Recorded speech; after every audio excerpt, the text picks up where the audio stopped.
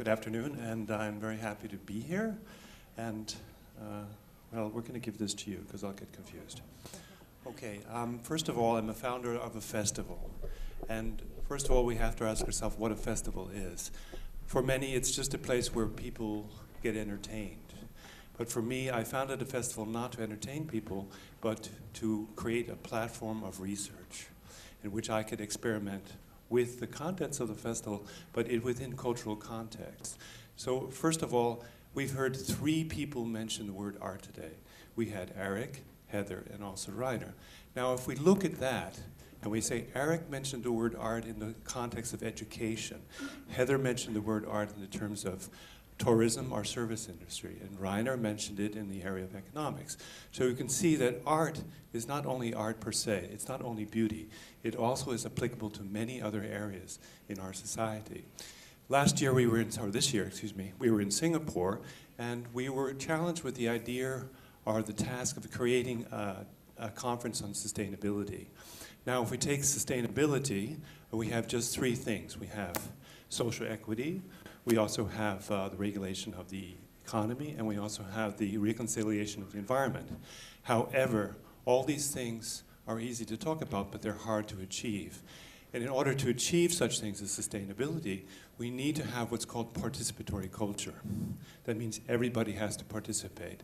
And in order to create a kind of applicable sustainability, we also have to talk about a cultural sustainability, which I'd like to call the 4th foot of sustainability. So this was our approach, using culture to kind of catapult new ideas about sustainability and make it a household word or a practice. So we can see that a festival has much more potential than just to entertain. Okay, so the Digital Art Weeks is founded by me, and it was brought to ETH. It's now housed there. Everyone knows ETH, very simple. It's where Albert Einstein went to school. It's a technological university, so I have input on most of the major new trends in technology, which is important to know. Okay? My office is in the computer science department. Okay, so can we go back just one more slide? Okay. Now, why does the festival travel the world? Because in order to talk about the world, you have to develop global vision, right?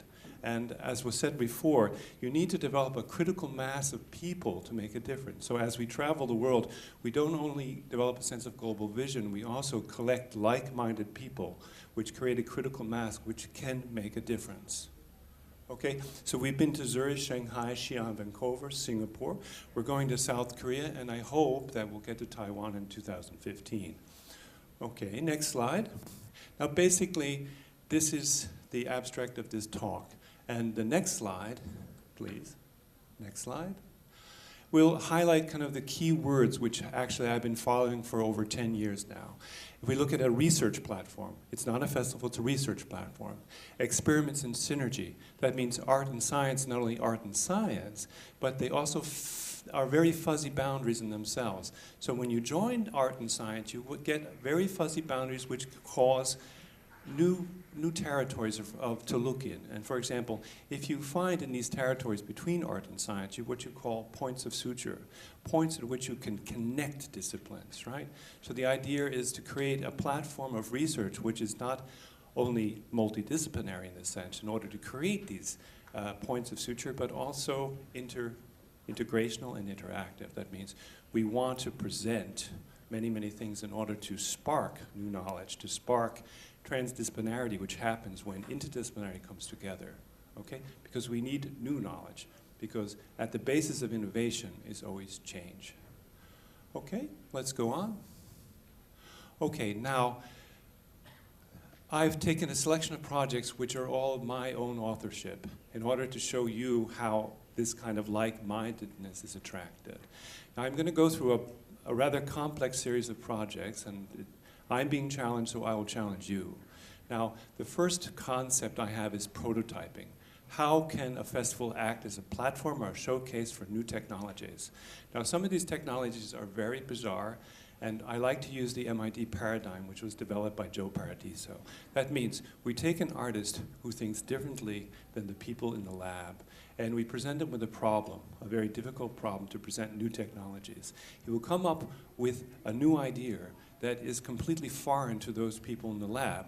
They may think he's crazy, but he will develop something using that technology, which is actually taking what we call empirical research and putting it into the world of applicable research.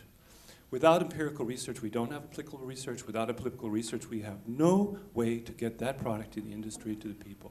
So let's think of creative people as intermediaries between science or empirical research and the final product, okay? Some are single people, scientists who are very articulate, creative backgrounds, but usually it's a team.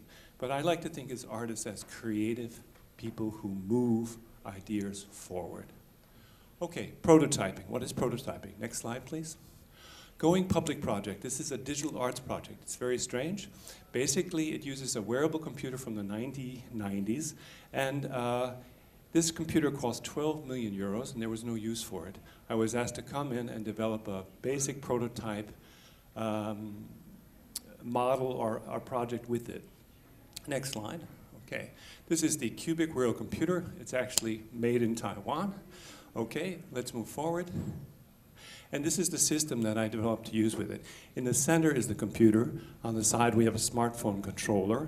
We have a monitor which fits on your eye. We have a 3D sensor system. Here we have a GPS, which we can actually track ourselves. And below, that's the innovation here. So the innovation here is basically to develop a music notation which changes based on the movements of the body of the performer. We call this in the musical world self-conduction. That means the performer conducts himself. It means based on his movement, the score will change. Whereas the score, it's projected on his eye. He has the instrument and can move and influence the score. So we have a form of interactivity. Of course, this is avant-garde. This is very bizarre. But it's an applicable example of this technology. Let's move forward. Next slide. Okay, this is the score you would see. It's a graphic score. It doesn't use traditional notations. So we're in the world of music and the avant-garde. Move forward. Next slide. Okay, this is what we do here. Basically, there's 3 musicians, and they're all connected per computer, and they're linked. So they see the score in their eye. They have the computer on their belts. The system's attached to their instruments. So when they move together, the score changes together. So we have one of the basic principles of music, synchronicity. Okay, so we're exploring this new technology with new theories of music. Let's move forward. We can skip this one. Okay, now, go back to the MIT paradigm. The fact that we take a bizarre, weird artist who made a very weird project doesn't apply to many people. But we can move it forward into an industry project, which we call digital heritage. Digital heritage is one of the most innovative areas today using digital technologies, right? We have no more access to many wonders of the world because there's too many people. They're disappearing. So we've closed the gates, but people still want to see them. So we recreate them in augmented reality or virtual reality. And this is an example. Next slide, please. Okay, so I was in Xi'an, China, and many of the graves and tombs with mural paintings are being ripped down and destroyed because they need to build buildings for apartments. Okay, so we're losing heritage, but we want to keep a track record of it so that it can be studied later. Next slide. Okay, again, we take a simple form of the wearable system which I developed for the going public piece and apply it now to digital heritage. Very simple. We have the viewer, we have the sensor, and we have the image. Next slide. Okay, this is the entrance to the tomb. Next slide. And this is what you see on the walls. This is a very beautiful mural painting which no longer exists, but this has been digitally scanned in through a 3D scanner. This is 4 walls going all the way around, but put into one. Okay, next slide. Now, this is basically a navigation system. The idea is to recreate the experience of walking down into the tomb, looking at the picture, and coming close to see the details so you can study them. And basically you can see we have a full panorama image, and then depending on the movements of your head or body, you can zoom in and see things. So let's take a look how this works. Next slide. That's the full image coming in. Next slide. We can move forward. Next slide. More. And you can see, come right in and study it. This is very important for archaeologists who want to study things from the past which no longer exist. So we have a record of it. Next slide, please. Okay, the next area, we had prototyping. Now we have educating. This is all still the festival. Okay, slide. Drawing Code Project. In Switzerland, we need to support young people to develop coding. That means very talented computer scientists who are able to code and create new software. We don't have natural resources, we have intellectual resources, so we have to develop them. The idea here is we worked with Migros, which was a supermarket which supports the arts. Now, the question was, at what age do you support computer programming, and how do you support it? The problem we have is we have a lot of tools like Lego Mindstorm, but they are not really accurate. They do not imitate actual programming. So we really wanted to create a toy that was able to transmit real ideas of high-level coding to children. So we created the idea of this one. Okay, so this is a spider. And if you know computer code, when you have a bug in computer code, it's an error. So the idea was to take a bug to show children the bug in the code. Okay, so let's look at this. There's the drawing made by the spider. And above you see the code running. So you can see the code while the spider draws. Okay, next one. Now, there's two modes of this. There's automatic, which creates kind of pseudo-Kandinsky things. And you can see each leg of the spider draws a different thing. A squiggly line, a straight line, or a circle. So when it runs around and the leg hits any obstacle, it changes its direction and it changes its drawing pattern. Next one. And this is what you get. It's not a masterpiece, but still, it has some artistic value. Next one. Now, this is the challenge. This is the human drawing program. This is done by a child of 14 years old. Basically, I won't go into the code, but you can see there's a sets of command. And if any of you know computer languages, it looks very similar to Pascal. So basically, the spider will do this and follow, will move and turn. And this basically spells out the word welcome. Next slide. Now you can see it here from the right to left. W-E-L-C-O-M-E. So kids could spell their name by coding. And if it was wrong, they would see it. So this is a really nice way to transfer computer skills. Now, this was just the beginning. They can go down into another level and do parametric functioning and develop more and more. So the key thing behind this experience, we thought it was 14 and 15, but we were wrong. The place to start is 10, 11 years old. And this was the experience we had. The earlier, the better. So this was a way to tell people, no, we're misdirected in the education. We need to go younger and deeper and more clear in using our tools. Okay, go on. Okay, now, we're still in the area of education. Augmented reality is a new technology using gaming, but it's also used in the tourist industry and the digital heritage. So I developed a program in Singapore with the Polytechnic with a bunch of kids. We walked in. We have a creative leadership program. We take a highly talented leader, fly him in, put him in a think tank, develop a project, and then present it during the festival. The kids get 2 weeks to do this. So it's high energy, high impact. And this project was particularly successful. So this is the Macy's parade in New York. I grew up in New York. And this is Hello Kitty, and she's floating down what we would say Fifth Avenue. I love this. This is very beautiful, and it's very popular. But it's very time-consuming, and it takes a lot of people to hold the balloon down. Next one. Now, this is an augmented reality system which we've been developing with many of our artists in the festival. Basically, you just scan in a QR code, and then it overlays a graphic on reality. So although you see the background has no animals in it, we can put it in there to create a kind of a digital virtual zoo. Okay, go on. This is from the workshop. These are the kids between 18 and 23. Moving forward. Okay, and these are the objects they developed. So they created each one of these within the 2 weeks, and then we created the floating balloon parade, which marched down Orchard Road. We had thousands of clicks. People came to Orchard Road to see the balloons floating down on their iPads. So we had a really nice kind of 360 degrees. Development, introduction of new technology, presentation of the project in the media, and coming back to Singapore Polytech, which they got a kind of a stamp of approval. Okay, going on. So, yeah, next one. And then finally, you can see what it looks like when you're in Singapore looking through your iPad or iPhone. And it actually does move, and the floating parade does move around the city, so you have to catch it at the right time. Okay, and this, we moved it. One of the things about projects is that many schools want to move on. They don't want to keep the project at home. They want it to be transferred and scalable to other cities. So we were actually able to bring it in the SIGGRAPH conference as a major contribution to that conference. And so we placed the augmented reality parade on the Chinese New Year parade thing, and so now even today you can go and watch this going down the same route as the Chinese New Year's one. Okay, now moving forward, integration, right? So we also have education, but we have integration. We also have elderly. We have spoke about the confined and immobile, but we also have handicaps. So the idea is that the festival doesn't have one target audience. The work targets its own audience. So let's move on. Okay, Artist Blood Wanted. We were invited to Vancouver Island, and the problem with Vancouver Island is there's very, very little blood available for people. So I was asked to develop a project which would create more incentive to donate blood. So we all know artists are very poor, and so we can't get money from them. So I thought, well, why don't we just take their blood? Okay, so it's very cynical, but it was funny, and it did work. Moving forward. Okay, so we invited a local mobile blood clinic to come to the museum and set up shop.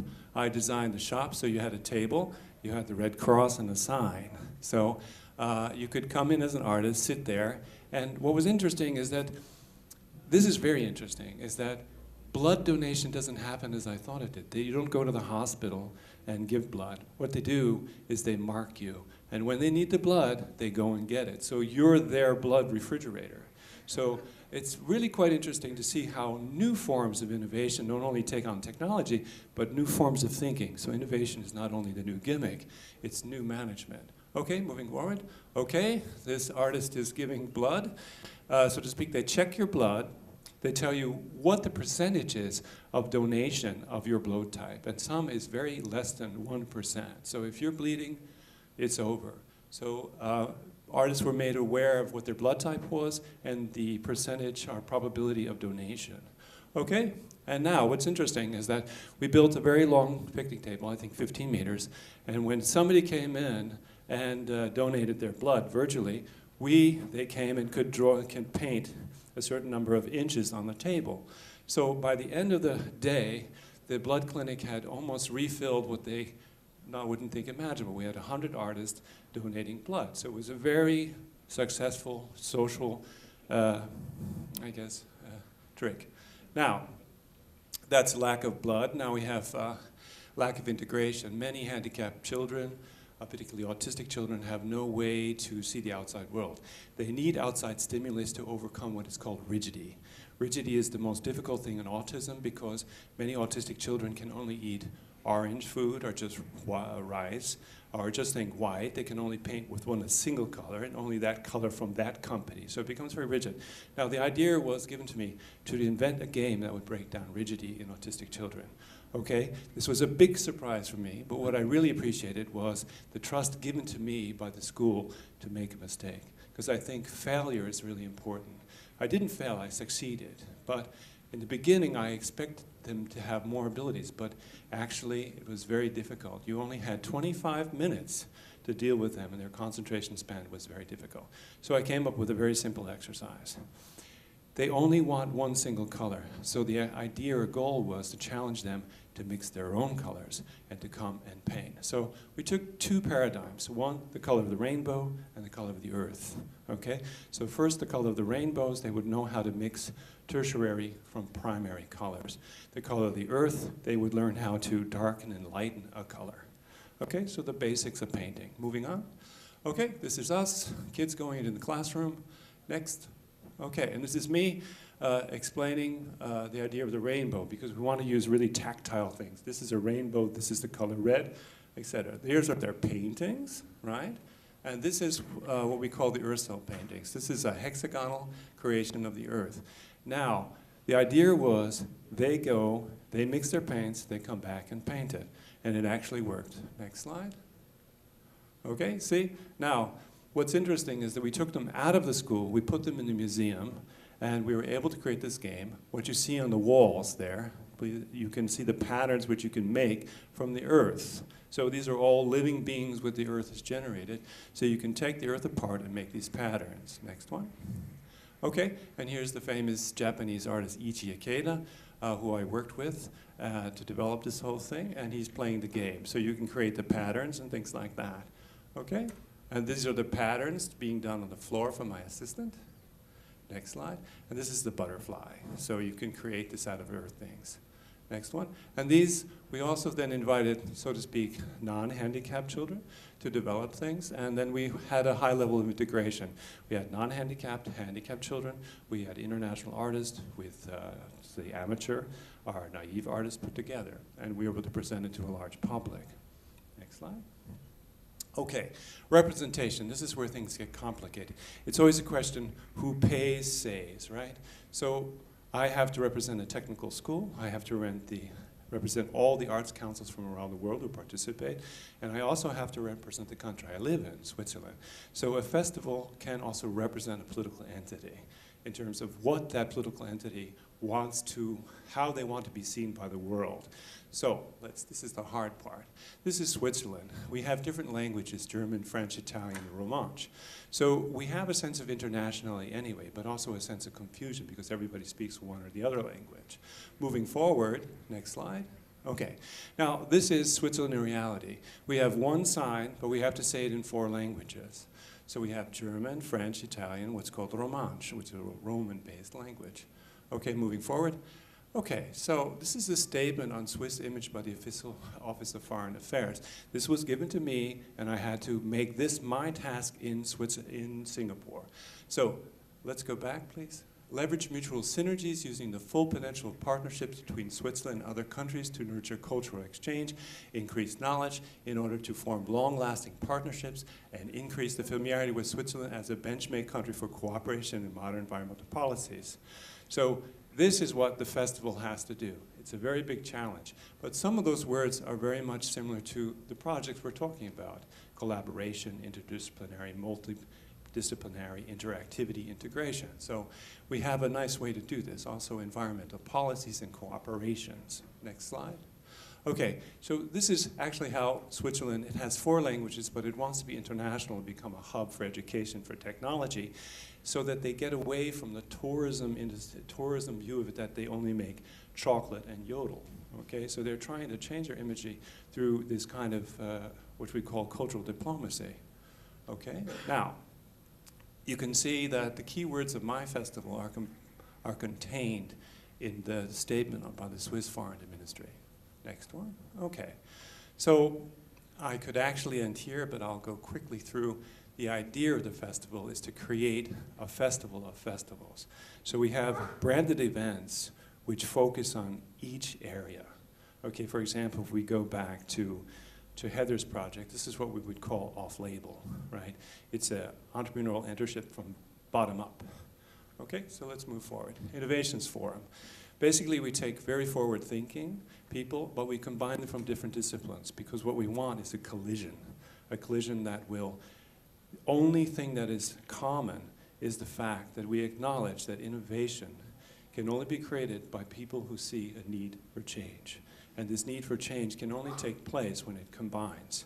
So interdisciplinary is one thing, but generating new knowledge is another. We need everybody from culture, science, arts in order to create, so to speak, STEAM. Also, hybrid highlights. We take projects from different universities which show cooperation between science and art so that it becomes very clear that this is possible. The virtuality, using modern communication skills to innovate the tourist industry, make a marriage between tourism, digital heritage, and arts. This is, as I mentioned before, this is in Singapore. Now, off-label event. We go into very, very small, low-run, bottom-up, and also to Aborigine or indigenous peoples. We created a festival using inviting, I would say, what we would say Canadian Indians and American Indians, or what we call the natives of Canada. And basically, we went to the sweat lodge area and we learned how to do this. Interesting thing is when you engage different cultures, you also change perspective. With Canadian Indians or natives, they don't get paid in money, so you have to find different ways to deal with them. And this is quite interesting because it disrupts your entire perspective. So you gain new knowledge by transferring their perspective into a totally new world. We need that, right? We don't want the paradigm of making money, et cetera, et cetera. We want new ways to think. And since they entered our thing, they're like-minded. They're thinking differently. They become an integrated factor in our festival. They came to Singapore, they'll be coming to South Korea. Next slide. And then staging sustainability. This goes back to the idea of Sozialplastik, which is German, Joseph Beuys. He created a project called 3,000 Oak Trees. And he wanted to prove that art can be participatory and it can be social. That means that in his project, he asked people to plant oak trees. And he put rocks on the large pile of rocks on the museum lawn and said until all the trees are planted, the rocks will stay. So a tree was planted, a rock was moved. So basically, the citizens of the city planted the trees. So you have this participatory culture. You have also new values. They weren't paid to do it. They were gladly participating. So this is the one thing which stays basis of our festival, is that we want participatory culture. Okay? And then again, the outreach program, as I said before, we go to the elderly, the young, the handicapped, whatever challenges us to think differently. Thank you.